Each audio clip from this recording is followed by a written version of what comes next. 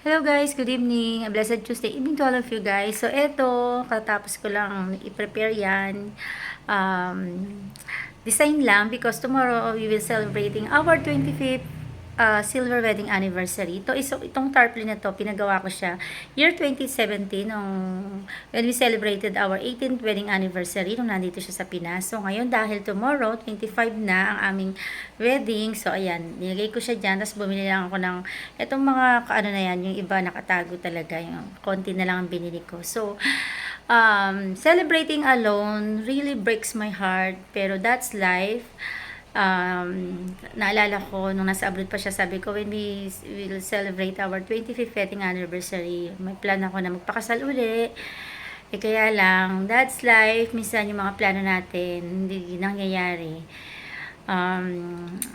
So sad, pero ganun talaga.